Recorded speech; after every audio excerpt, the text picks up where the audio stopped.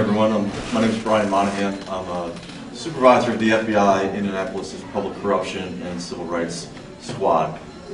My particular squad is responsible for conducting investigations into violations of federal crime, really the southern half of Indiana. I've been just my ties. I'm not from Indiana. I grew up in the Chicago area, but I married a Hoosier. And after making a couple of stops along my FBI route, we had a family, we had kids, and the pull back home for my wife got strong. So, with a couple of exceptions, a recent assignment at headquarters, I'm back in Indianapolis, and certainly plan on being here for a while. So. Within the FBI, we've got a number of criminal programs. I split my responsibilities between the public corruption aspect and the civil rights program. And under the civil rights program, we investigate a number of crimes. And the foremost among the civil rights program crimes are hate crimes. We also do color of law investigations. They're typically police excessive force type of cases, as well as voting rights, free access to clinics, the FACE Act, and as well as fair housing. But hate crimes are particularly egregious amongst this bevy of bad acts that fall under their civil rights program. Because there's a devastating impact, not only on the individual, but as well as it spreads intolerance and fear amongst communities. The impact by one small act, one bigot, one bad actor, the impact that they have can be huge, and it has a negative effect across communities, not only locally but nationwide.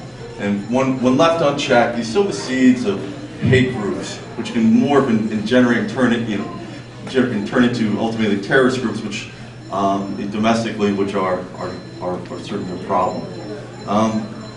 So within our structure, what the FBI does is we're the investigators.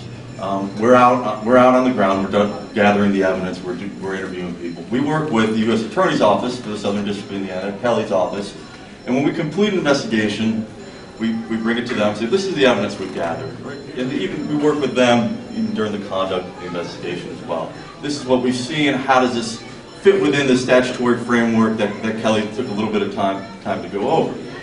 We also not only work with the Southern District of Indiana. The Civil Rights Program itself has a very robust presence at headquarters. Main Justice, the Department of Justice Civil Rights Division, have a team of lawyers that are absolute pros. These statutes get thorny, they get tricky. There's little jurisdictional wrinkles that come in and out that we have to meet. So when it comes to civil rights cases, we do work very closely and hand in hand with our prosecutors. And some of the threats, and one of the things I at least want to put out there to raise these issues and kind of educate some about the challenges and the hurdles of our civil rights cases is because they're very intent-driven. We've got to be able to show, for a specific hate crime, that it was done willfully, that the act was done not because you had an argument about the dandelions in your front yard and that led to a fight. You got to show that this was done because of a bias against that person's membership in a particular protected class, whether it be race, religion, national origin, etc. So getting that evidence can be tough. And I know sometimes there's frustration in communities that say, well, why not? That's hate crime. He threatened me and he doesn't like me because I'm Hindu, I'm a Catholic, I'm Irish. It needs to get shown. It has a clear, beyond a reasonable doubt, willful tie that it was done specifically because of this. And oftentimes those hurdles are not challenging. You deface a house of worship. Clearly, you're there. But other times the interpersonal things can get a little bit challenging.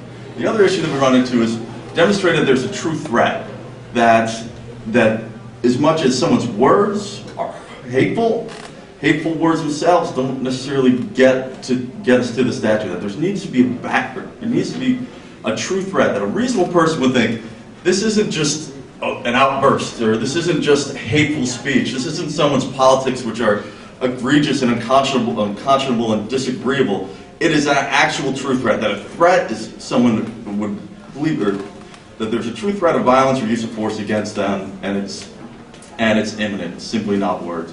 And these are some of the things why the prosecutors do a fantastic job of really getting to root that out, because these can be high challenges in in a court of law where we need to prove our evidence beyond a reasonable doubt, where the defendant's entitled to their presumption of innocence, and we need to overcome it. And these are elements of the statutes that we have to show.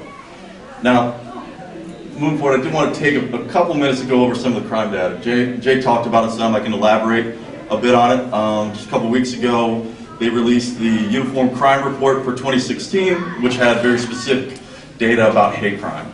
And from 2015 to 2016, we've seen an uptick in hate crime, not a huge increase, but an increase nonetheless.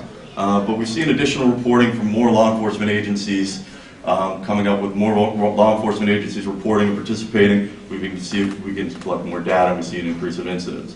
What I want to point out a few things is, of the 15,000 law enforcement agencies, roughly 15,000 law enforcement agencies who participated, there were approximately 6,000 hate incidents that were reported that impacted 7,500 victims nationwide.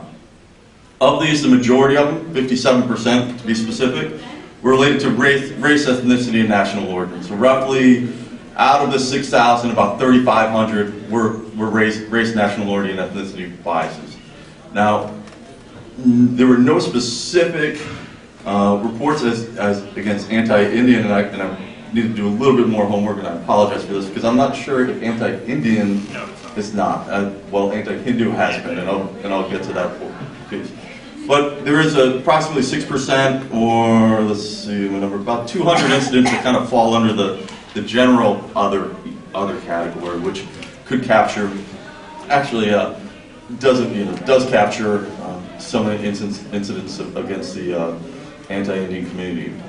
Now, again, within the 6,000 or so incidents, about 1,200, 12,000, or almost 1,300 were religious-based. Now, of those religious-based hate incidents, less than 1% were anti-Hindu. But the number went up from 2015, there were 5 incidents, to 2016, there were 12 reported incidents. But I want to stop there just to point something out, because I think Kelly mentioned the case about the 2 Indian gentlemen who were shot. One was killed in the bar.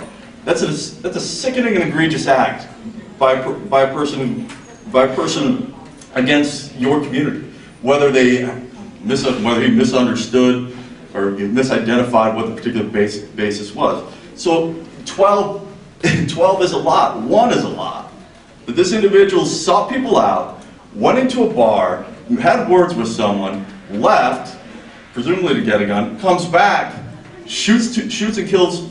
Shoots 3 people. The 2 people who got in the altercation with, plus the 3rd person who intervened.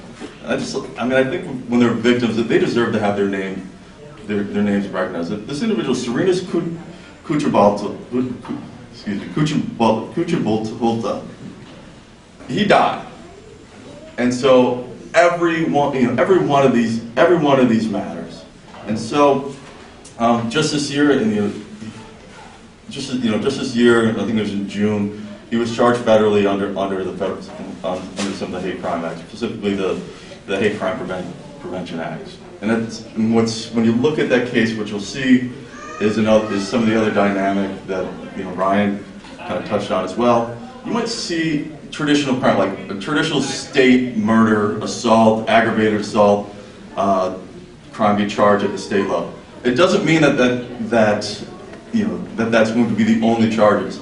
There can be accompanying and parallel federal charges that can be brought under separate statutes and under separate facts.